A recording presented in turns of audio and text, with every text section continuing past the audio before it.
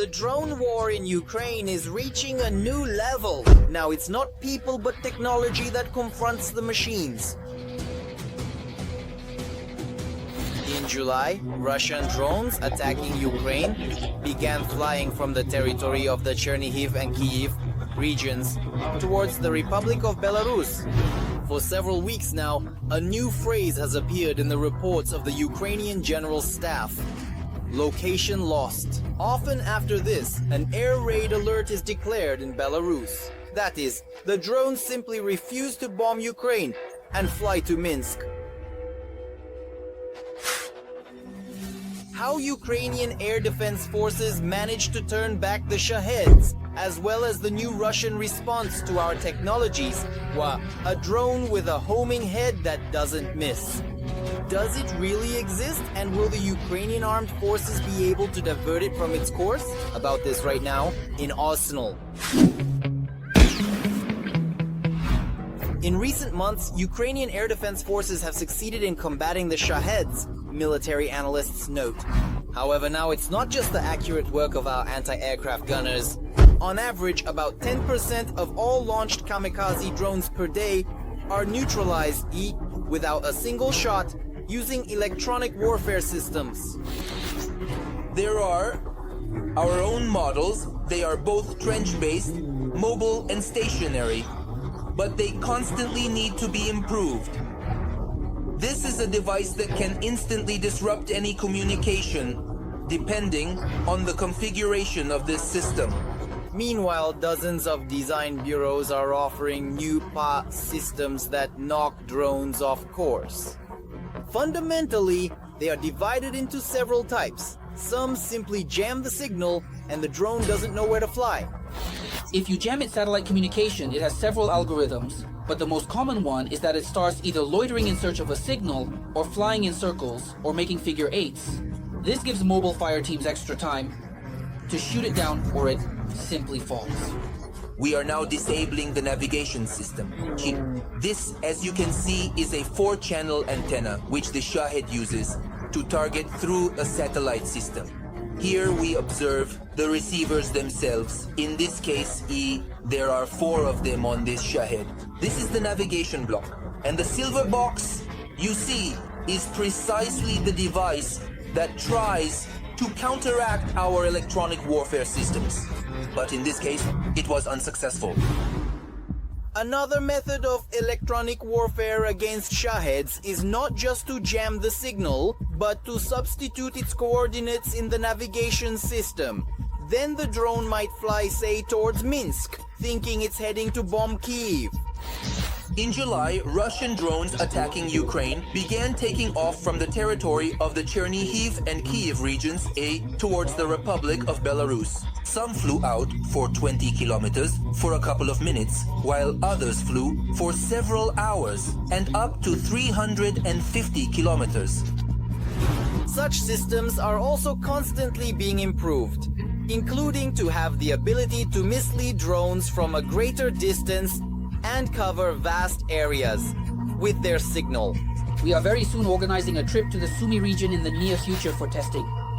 This gives us the opportunity to communicate directly with the users of our equipment and receive critically important feedback from them. To add a button somewhere to adjust some specifications. However, Russian engineers are not idle either. The Kremlin has devised a response to Ukrainian technologies, and now, according to Russian propaganda, the strike drone will no longer miss its target. Because now the Shahed has received a self-guiding head and the capability for operator piloting.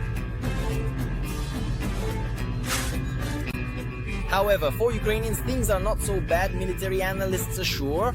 The attempt to attach an electro-optical homing head to the Shahed became known back in February of this year, when hackers breached an Iranian drone manufacturing company. So this idea is not new, and certainly not Russian. If we are specifically talking about the homing head, these homing heads were demonstrated by Iranian specialists to their government. Therefore, in principle, we are talking about clear coordination between the two states in development specifically based on the Shahed. But despite the close ties between the military-industrial complexes of Iran and Russia, These drones have not appeared on the battlefield for more than half a year. This specimen is kept like the apple of one's eye to be shown to the leader at exhibitions and praised on Russian television. This is primarily informational influence to show that they have made certain progress and thus to fight more in the informational space rather than on the battlefield. Secondly, the information about the drone appeared after Putin's visit to the St. Petersburg enterprise STC, which, although it deals with drones, is not involved with Shaheds. Therefore, it is highly likely that the UAV with a homing head was included in the exhibition, just for the sake of numbers. The Shahed, which is being discussed, supposedly with a homing head, was simply displayed there as an exhibit among others, and most likely it is just a model.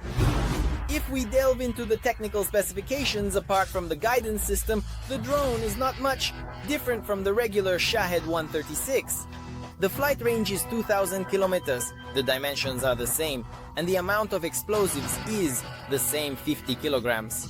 However, the MS-236, as it is listed in Iranian documents, is equipped with a self-guiding head and satellite communication, which should allow the operator to control the drone throughout its entire flight range. If it uses satellite communication, then we are talking about the possibility of controlling it and, let's say, changing its target instructions during combat missions. However, to achieve this, such communication needs to be provided. Our fighters have already shot down Shaheds with Starlink systems on board, but the Russians cannot acquire these communication systems en masse, and there is not much to replace them with. The Russians do not have the means to transmit data over such distances in real time. Despite this, in Russia, they are still trying to reinvent the wheel. The technologies received from the Iranians are constantly being modified to suit their needs. The Shahed is being upgraded almost every month.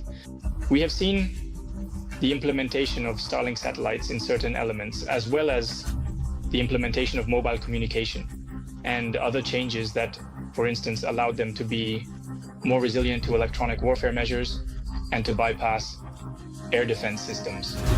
Losing attack drones by the dozens, launching them nightly at Ukraine, Russian design bureaus are focused on three main tasks, analysts say. The main aspect is to create something resistant to electronic warfare, invisible to radar systems, and to increase the ability for precise hits on targets. It is indeed precisely the last task that the homing head is designed to solve. However, this in no way saves the drone from Ukrainian countermeasures. Meanwhile, our engineers, after each such attempt at modernization, immediately begin developing countermeasures, which are often in fact ready before the Russian makeshift solutions. The first stage is to expand the range of capabilities of electronic warfare systems. And the second stage is the direct physical destruction using the same anti-aircraft drones on UAVs. And soon we will start receiving information on the first downings of Shaheds by anti-aircraft drones. Did you like the video? Then don't forget to give it a like and subscribe to our new Arsenal channel. The link is in the description below the video.